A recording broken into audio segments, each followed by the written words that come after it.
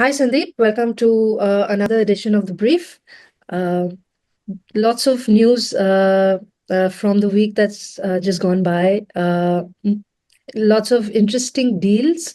But I thought one of the more interesting things that came out this week was the performance update, a kind of a brief letter that both Edge and Prosus uh, sent to shareholders, where they essentially uh, repose faith in their investing strategies in India so far.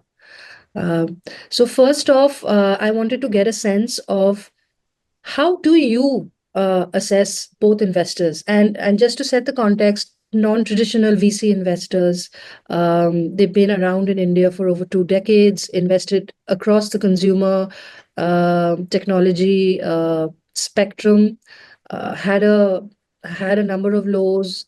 Uh, Byju's is, I think, the first thing that comes to mind when you think of Prosus. And in InfoAge's case, there is the recent write-off they had to take on the Rahul Yadav founded company. So they haven't had a perfect track record, but they've had a decent track record so far. So I'd like to first, like I said, get your assessment of how do you assess them as investors in this market so far?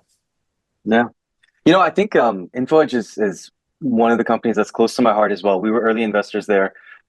We unfortunately sold a couple of years after the IPO, but I have to say that Sanjeev has been consistent, and I think that's the best way I can describe him. He was very clear about what it took for him to build InfoEdge, and you listen to the stories of how they struggled, how much they valued profitability, how much they valued every incremental rupee they got in venture funding or any funding along the way, and how they thought about balanced growth in their business and not doing irrational things to the point where, I mean, even if you look at acquisitions that they've made, they've been relatively small, tuck-in things that have either fit within a vertical they're already in, but have not been outlandish acquisitions to expand into territories that they haven't necessarily been in. So I think that he has extended his thought process to entrepreneurship to the kinds of companies invested in. And so he's gone in early. He's taken meaningful ownership, not overfunded companies.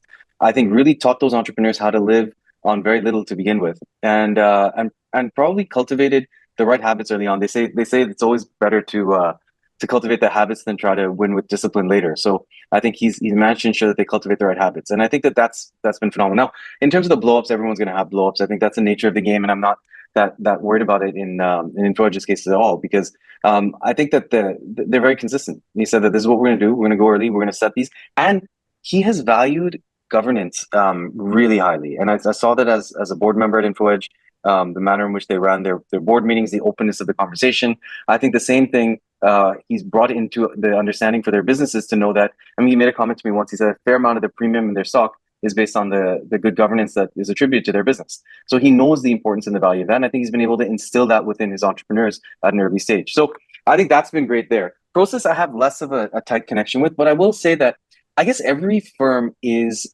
influenced by its previous experiences. And I think in Prosus's case, the Tencent investment in China and the opportunity to really create Prosus out of the fact that they made that smaller investment that turned into a massive return for them.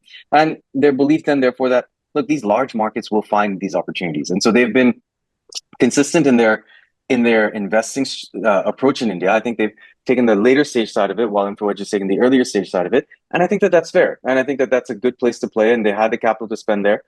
But I think I would imagine, and it's kind of reflected by some of the more recent investments going a little earlier, that it gets harder to turn the multiple in the time frame. Now, again, the advantage that both of them have, you said earlier, they are non-traditional venture funds. So they're not constrained perhaps by the same bothering things of time that the rest of us have to deal with. And so as a result, they get to play it out over a longer period of time. And like I said, if we'd held InfoEdge for a long period of time, we would have been even happier than we already are. But I think Prosus coming in at the stage that they are now, probably can say that, look, we can wait it out longer, even though we put in money at a late stage, they can wait it out a bit. Okay. I want to go back to InfoEdge because obviously there's a connect there, and you've been an investor there and you've worked with them closely, and uh, I wanted to understand, as far as Lightbox is concerned, do you find any kind of resonance in terms of the investment, in terms of the way we sort of look at investing in venture? Do you find any resonance with their strategy? I mean, look, I think that Sanjeev tries to go into things that he understands, and it starts with that. And I think the same thing applies with us. We're really looking at businesses where we feel like we can make a difference in what they operate in, and those are the ones where, because of our learnings from other spaces, they can be leveraged into these to avoid the entrepreneurs making the same mistakes others have. And I think Sanjeev looks at life pretty similarly. They've gone into companies that they generally should know something about customer acquisition costs in, or operating call centers, or feet on the street sales, or just have an ability to really influence the operational outcome of the business. So I think that's a similarity. What big difference, quite honestly, is I didn't realize that they made 110 investments. I mean, that's uh, a large number of companies to try to affect in. But I guess he's felt that he's been able to identify the ones that are able to break out from that group, and then commit down with them and grow with them. And like I said, we operate a more concentrated strategy. That's not to say that the broader strategy doesn't work, and there are many funds that are doing that. Infojust clearly had success with it, but I think that that would be one big area of difference. I go back to the statement a little earlier I made of discipline. And I think he's always been clear that, look, we can't chase growth at all costs. There's a rationality. Someone had told him once that because he had profits, they said, if you have profits, you have a vision problem. You're not seeing the opportunity big enough, which I think he just found it absolutely hilarious. And credit to him again for not getting swept up in the kinds of things that people are going to say. So I feel like we've maintained this idea now that we need to focus on profitability. Without profit, you're not a business. You're an interesting idea. And I think that ideas that keep getting funded and perpetuity up to Series C, Series D, Series E, Series F without making money are just ideas that probably aren't going to make money. And therefore, let's reassess it. And I feel like we're not building businesses. We don't have to build every business with that mindset. We can build businesses that actually can work towards profitability. And look, we can see it in Zomato's share price. Once they got profitable, the market appreciates it. We can see it as Rebels getting to profitability, and investors are appreciating it. We've seen it in Nua. We see it in our portfolio companies that achieve profitability, that the opportunities that then come to it are much stronger. And that's just the nature of this market. And so we have to be cognizant of it. And if you said if you lived in the US in the late 90s, you could burn money like it was going out of style, and that was probably a great strategy. We live in India in 2025. I think the reality is you have to build businesses that are cognizant of the market you're in and cognizant of the nature of the business that you are. Many of these are not software companies. They are real world businesses that are tech enabled. So they will have not exponential curves, but steep linear curves. And I think that's some of the stuff that at least I think Sanjeev and I are seeing similarly. Okay. And when you think about Prosus, I think their entire India portfolio is about some 30 companies, and $8.6 billion has gone into that. So if you actually think about it, it's a lot of money that has gone into very few companies, which is a lot of capital concentration in a few assets. And how that is going to eventually work out for them, I don't know. But in terms of portfolio construction, would you say we're closer to the Prosus way of doing it? Yeah, I mean, I think growth stage investors tend to be more concentrated because there are few opportunities at that end of the spectrum. So I guess in general, you would say that our strategy has tended to be much more private equity-esque because you just tend to believe that there's maturity in the businesses. Now, the challenge has been in the area, let's say, of high growth businesses that Prosus has gone into. They are not as stable as the kinds of businesses private equity guys go, but they have the upside potential of providing rapid growth if they can work their way through that downturn back into the profitability zone and get there. And I think that that's a bet that I'm glad someone's willing to take, because I think the market needs all types of people investing at all ends of the spectrum. Your more traditional private equity guys probably wouldn't take the bets that are required here. I think these guys coming in at the stage that they are with the amount of capital they do really give those companies an opportunity to expand forward.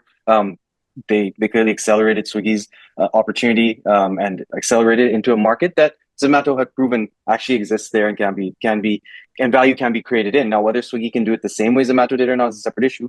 But with someone like Prosus in the market, it allows for someone like Swiggy to have that chance. So I think that it's very good to have an investor like that in the market. I think by nature of the fact that they're going to write large checks, they'll probably have a smaller portfolio. So it looks similar to us, but I think it's very different from us because they're going in at a level that with an amount of capital, with an intent to drive growth, I think, which is very different than how we've necessarily looked at the businesses. India, we've spoken about this before, has not been a market that has been able to return money to investors. Liquidity is a huge challenge, and investors have said that it's just taken too much time. People got ahead of themselves. Look, 2015, everyone saw, or 2014, 15, Alibaba went public. Everyone woke up and said, India is the next China. It's going to have a bunch of these. And they just poured money in.